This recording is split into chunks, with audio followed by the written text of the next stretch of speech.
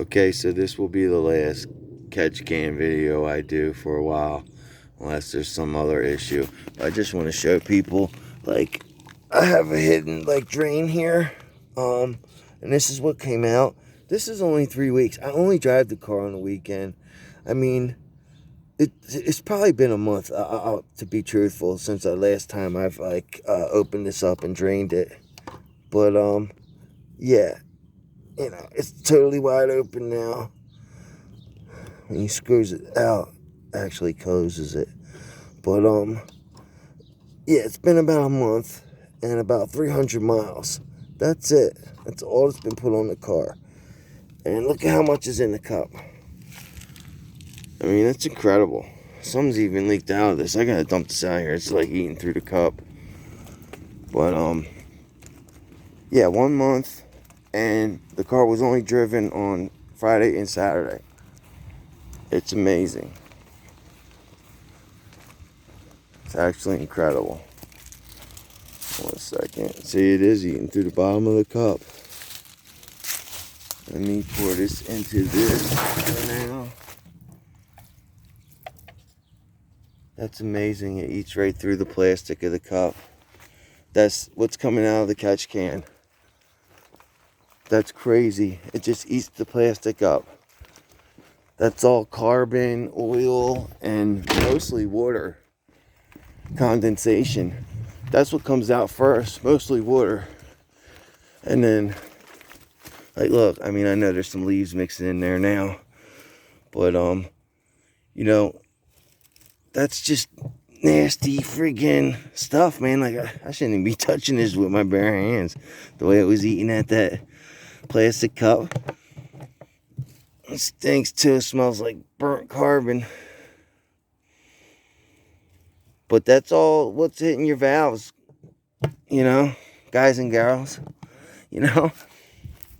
That's what keeps you protected from that extra valve going.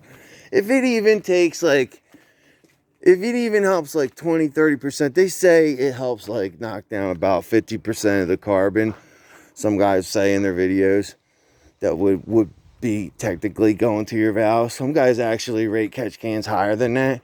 But if it even like knocks down like let's say you got 100,000 miles and you put one on right from the start, if it cuts it in half or knocks it down by like 20-30%, it's worth it.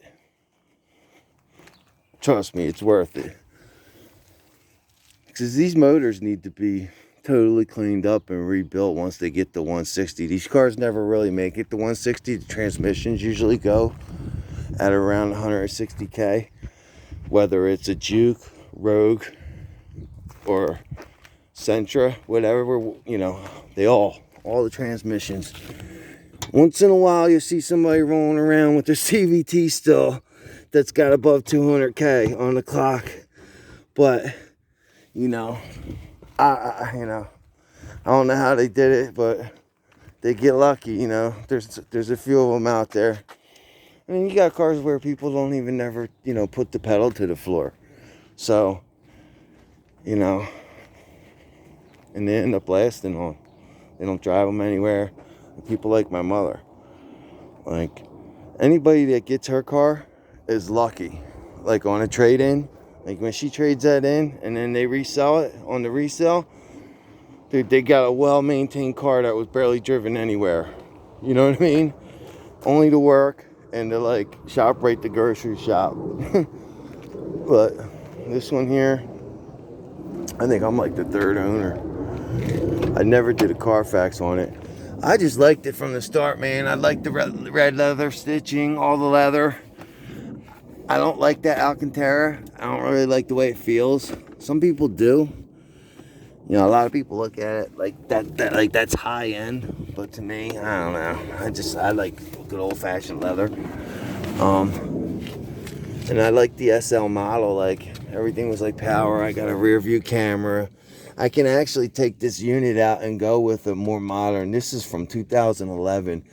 I could take like a unit out of like a newer Juke, probably even a Rogue or any other Nissan, and put it in here with it. But it would have to, I guess it would have to match up with my camera somehow. You know how everything's electronic and technical and crazy. I got an Accutech tune on the car. Everybody knows. Some engine parts. I just put this couple stickers on there. I don't want to sticker it up too much because, you know, drawing attention's one thing, but drawing too much attention is a whole nother thing too. So, but anyway, yeah, that's the catch can situation. Guys, you see how it was eating through how it was just eating through that cup? It just sat there for a minute and just started dripping out the bottom. If I'd have probably sat there and just let it sit there for another 10 minutes and we watched some video, it probably would have ate the whole cup up. You know what I mean? But anyway, guys, keep your catch cans drained. In the wintertime, depending on where you are, you might even want to remove it. Seriously. Don't do what I did and make that mistake. Keep that sucker drained. Keep it empty at all times. You do not want that stuff getting sucked into the turbo. Anyway, I'm going to end it here. Take care, guys.